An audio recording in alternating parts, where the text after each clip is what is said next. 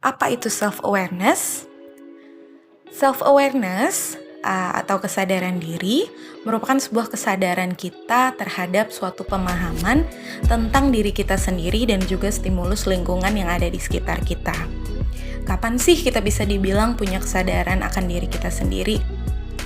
Yaitu ketika kita mengerti, memahami siapa diri kita, bagaimana kita menjadi diri kita sendiri, apa saja potensi yang kita miliki, seperti apa style kita, kecenderungan-kecenderungan yang menjadi pola pengambilan keputusan, apa yang kita rasakan saat ini, nilai-nilai kehidupan yang mungkin kita yakini dan menjadi prinsip hidup kita, serta ke arah mana perkembangan yang akan kita tuju. Apa saja sih aspek-aspek kesadaran diri? Kesadaran diri sebenarnya ada yang namanya sadar diri secara emosional, penilaian diri yang akurat, dan juga kepercayaan diri. Kita bahas satu persatu. Yang pertama, sadar diri secara emosional.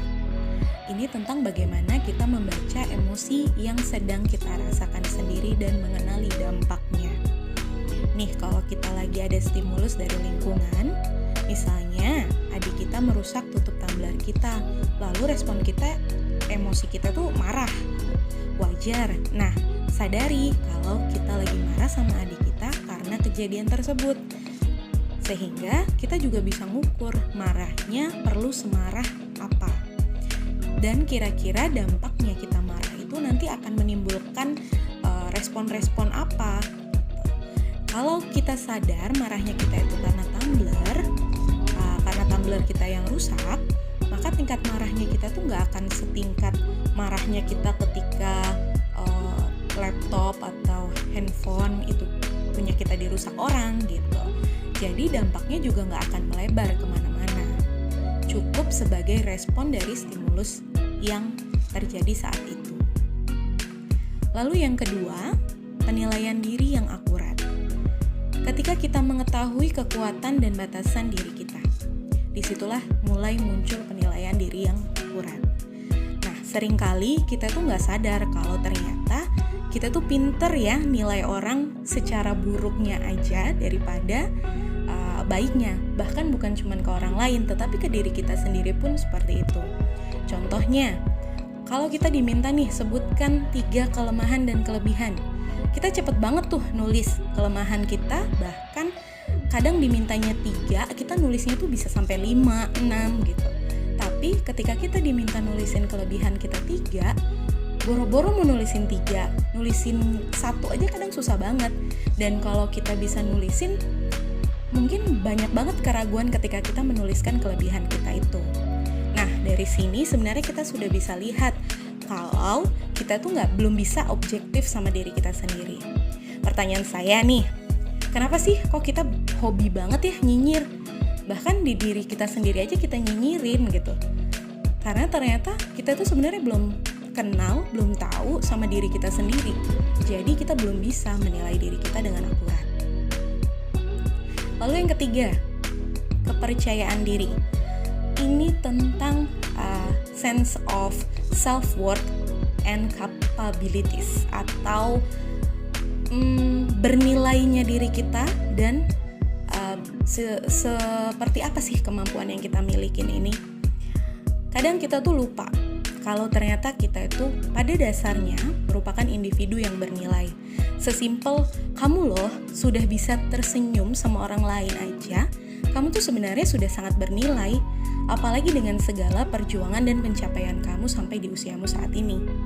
Jadi, percayalah sama diri kita, karena sebenarnya kita semua itu punya kapasitas dan kita bisa berhasil menggunakan kapasitas kita untuk tetap berjuang sampai dengan detik ini. Apa sih manfaatnya kita punya kesadaran diri yang baik? First of all, kita kenal siapa diri kita. Yang lainnya pasti akan mengikuti. Ingat gak pepatah, tak kenal maka tak sayang? Boro-boro mau bahas kesehatan mental, kebahagiaan, sukses karir, kalau kita sendiri aja belum kenal diri kita seperti apa. Ketika kita punya yang namanya kesadaran diri, maka hidup kita itu tentu akan lebih bermakna. Kita lebih mengerti apa yang kita butuhkan, lebih baik dalam mengambil keputusan, lebih menghargai diri sendiri tentunya, tahu what you do well and what you struggle with. Apa kekuatan dan keterbatasannya kita? Menjadi lebih baik dalam menjalin relasi pasti karena kita juga belajar bagaimana menempatkan diri kita. Punya arah dan tujuan karena kita udah tahu apa yang kita butuhin, potensi kita, tentunya kita akan bisa mengarahkan tujuan kita ini apa dan arahnya kemana. Bisa kontrol emosi, ya seperti yang tadi di poin pertama bahwa sadar diri secara emosional. Lalu selanjutnya bisa mengurangi stres. Kenapa? Karena kita sudah tahu cara mengatasi cemasnya kita itu dengan melakukan apa.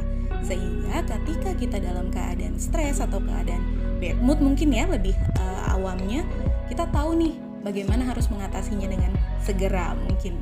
Apakah kita harus hangout sama temen dulu atau kita harus me time dulu gitu.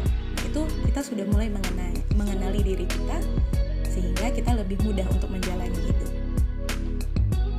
Apa yang terjadi kalau kita nggak punya kesadaran diri? Orang-orang yang nggak punya kesadaran diri itu cenderung rendah diri karena mereka nggak sadar kalau diri mereka sebenarnya berharga. Selain itu juga mereka tuh suka bingung sama hidup mereka sendiri. Bingung maunya apa, bingung arahnya kemana, bingung mau milih yang mana, ujung-ujungnya akan browsing di Google. Cara untuk bahagia. Pada akhirnya mereka juga bingung gimana sih caranya buat bahagia di hidup ini. Bagaimana seseorang memunculkan self-awareness dalam dirinya? Caranya, lontarkan pertanyaan. Aku orangnya gimana sih? Ke siapa? Pertama, ke diri kita sendiri. Lakukan refleksi dengan menuliskan sebanyak-banyaknya gambaran tentang diri kamu. Lalu yang kedua, ke orang lain. Orang lain ini bisa ke orang tua kamu, adik, kakak, sahabat, teman, pasangan, dan lakukan konfirmasi dari jawaban mereka dan kamu bandingkan dengan jawabanmu. Sehingga kamu bisa melihat dirimu dengan lebih kaya, lebih banyak. Atau kamu juga bisa melakukannya dengan bantuan dari psikolog. Psikolog akan membantu kamu untuk melakukan serangkaian psikotes atau metode asesmen psikologis lainnya yang dapat menggambarkan potensi-potensi yang kamu miliki sehingga kamu bisa memulai arah kemana kamu harus melangkah terlebih dahulu.